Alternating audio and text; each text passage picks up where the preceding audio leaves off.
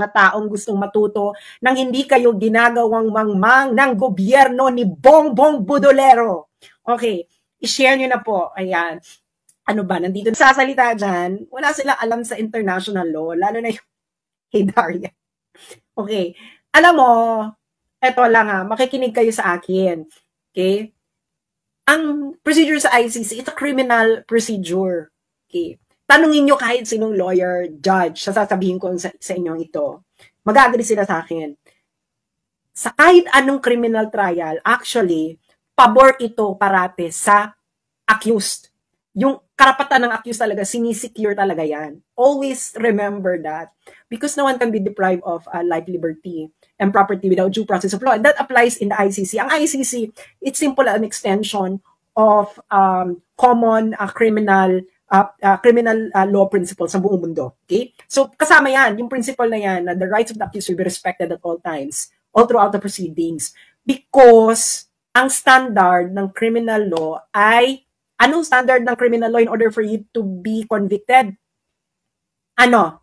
Proof beyond reasonable doubt. Hindi lang proof beyond reasonable doubt. Kailangan, the entire proceedings has been fair. Okay? Ngayon, merong rules. Okay? May rules of court. Yung mga lawyers dyan, makinig kayo. Alam nyo ito. Huwag tayong magmaang-maangan. Kahit yung mga din dyan na, hindi ko na sabihin, pero may kapitbahay ako na nang molesta siya ng estudyante niya noong 80s. Charot. Anyway, meron yung rules. Di ba may rules of court nga tayo eh. Papaliwanag ko lang kayo sa Pilipinas ha. And this applies to all criminal, in all jurisdictions. Yung procedural fairness, ibig sabihin, the entire procedure, dapat irespeto ito. Dapat, kasi nga dinideprive mo yung tao ng liberty eh. So dapat, meron kang justification kung bakit may deprive yung liberty ng tao, and dapat, ito ay compliant sa kanyang karapatan. Okay? Lalo na accused pa lang eh. Duterte is still an accused person. Hindi pa po siya convicted. Kaya, yung buong karapatan niya, applicable. Okay? Only when you are convicted that your rights are actually curtailed. That's very basic principle in criminal law. Kayo naman mga law din dyan. Well, don't use your emotions. Use your logic. Okay. Now, ipapaliwanag ko sa inyo ang nangyari. Okay? Eto, malinaw na malinaw sa inyong lahat ang nangyari. Kayong mga pulis, makinig kayo. AFP, makinig kayo. Okay? I-share nyo ito sa mga sundalo ninyong kasama.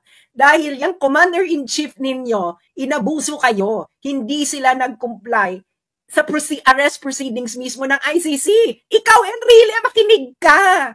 Okay, may mga pa-comment pa ka pa na international, hindi mo naman alam yung international law. Enrile, makinig ka nang may matutunan ka. Diyos mio. Okay. Eto bibigyan natin yung facts. Okay, facts muna tayo, facts. Okay, anong ginawa nila? Inaresto nila si Digong. Dinala saan? Dinala si Digong pagka-aresto. Saan? Saan dinala? Isulat nyo nga, saan dinala si Digong nung inaresto siya? Saan siya dinala? Saan po siya dinala? Saan po siya dinala? Si Digong nung inaresto siya. Saan siya dinala? Hindi ba sa Villamor Air Base? Dinala si Digong nung inaresto siya by virtue of arrest warrant ng ICC. Dinala siya sa Villamor Air Base. Tapos nandun si Torres, binabasa-basahan pa niya ng right si Digong. Tapos si Digong ay sinakay sa aeroplano at inilabas sa Pilipinas, and the airplane now is going to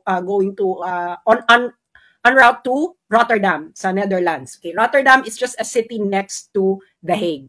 Kaya sa Rotterdam yung dinala kasi I believe ang Rotterdam ang airport sa Rotterdam ang tumatanggap ng chartered flights. Anyway, so yun ang facts. May ICC arrest warrant daw. Kinuha si Duterte, dinala sa Villamor Air Base. That's a fact. Nakita nyo yung lahat. Ano ang arrest proceedings ng ICC? Makinig kayo, really, itong international law. Okay. Ano? Ito, papabasa ko sa inyo. Article 59. Ito ang arrest proceedings ng custodial state. Ito ang batas. In really, itong international law. Makinig ka, tanda. Article 59 ng ICC. Meron pong procedure of arresting an accused. Okay, meron. Batas ito na. Let's work under the condition na nasa jurisdiction tayo ng ICC. Kaya wala tayo sa jurisdiction, edi lalong mas mali yung pagkakaresto nila. So, assuming for the sake of argument na ang Pilipinas ay under sa jurisdiction ng ICC, meron pong arrest proceedings ang ICC. Ano ito? Nandito ito sa Rome Statute, and really, magbasa ka! Magbasa kayo, PNP, magbasa kayo. Bongbong, wag puro singhot. Article 59 ng Rome Statute.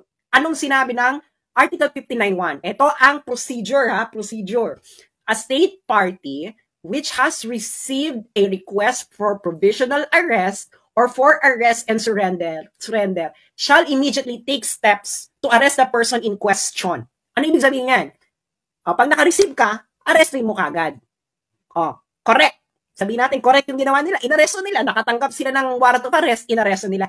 Pero may next step, mga friends. May next step pag inaresto mo. Ano ang step 2? Step 2. A person arrested shall be brought promptly before the competent judicial authority in the custodial state, which shall determine in accordance with the law of the state that 1. A. Warrant applies to the person. 2. The person has been arrested in accordance with the proper process. And C. The person's right have been respected. Step 2 pa lang tayo. Anong sabi nito? Tatagalogin ko. Pag ikaw ay inaresto, anong dapat ang gagawin sa'yo ng arresting officer? Dadalin ka sa harapan ng competent judicial authority. Ibig sabihin, si Digong dapat dinala saan? Sa hukuman ng Pilipinas. Sa harapan ng hukuman ng Pilipinas. Pero anong ginawa nila? Saan nila dinala si Digong? Sa Villamor Air Base. Kailan naman naging korte ang Villamor Air Base? Napakalinaw dito, mga engot kayo. ICC law ito. Ito ang ICC procedure. Ito yung pinagmamalaki ninyo, dinayolate nyo yung law. Number 1 violation, hindi nyo dinala si Digong sa harapan ng competent judicial authority. Yung competent judicial authority na yun, which is ang ating korte, dapat i-determina ng competent judicial authority ng Pilipinas na 1, na ang warrant ay nag-a-apply kay Duterte, and number 2, na yung naaresto si Duterte has been accordance with the proper process. Was it proper process? Hindi mo nga dinala sa harapan ng competent judicial authority. Torres, tanga ka! Ikaw ang may kasalanan nito. Ignorance of the law. What? Excuses no one. Nasa batas ng ICC, Torres, Bongbong Marcos, na pag inaresto mo, may inaresto ka na may warrant of arrest from the ICC, dadalhin mo yung inaresto mo dapat sa harapan ng competent judicial authority sa bansa mo. Yaan ang nasa batas ng ICC. You violated it. You violated it. Okay. Di ba? Violated na. Kita niyong lahat. Saan dinala si Digong? Dinala ba si Digong sa harapan ng competent judicial authority? No! Kita-kita niyong lahat siya dinala sa Villamor Air Base. Hindi ba? Villamor Air Base. Villamor Air Base is not a competent judicial authority. The AFP, na yun ang pugad ng AFP, Villamor Air Base is not a competent judicial authority. Torres is not a competent judicial authority. Sino lang ang competent judicial authority sa Pilipinas? Nasaan ang judicial power sa Pilipinas? Nasa Supreme Court and the courts. Dinala ba nila sa kahit anong korte sa Pilipinas si Duterte?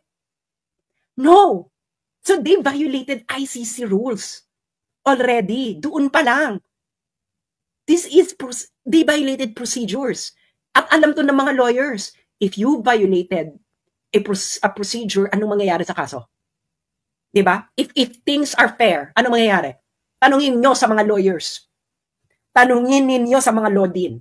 Kung sinabi kong sila na sasabihin nila hindi madidismiss, you are not acting on jurisprudence. Ayan in accordance with the law of the state, ibig sabihin in accordance sa law ng Pilipinas, i-determine na pa ng korte ng Pilipinas dapat na yung warrant ay nag-a-apply kay Duterte. Second, na yung pagkaka-aresto kay Duterte ay dumaan sa proper process. At number 3, na ang rights ng arrested ni Duterte ay dapat respected. I-determine na pa yun ng court. Anong ginawa nila, Bongbong? Anong ginawa ng AFP? Anong ginawa ninyo mga polis? Ipinasok nyo si Duterte sa eroplano at inilipad nyo palabas.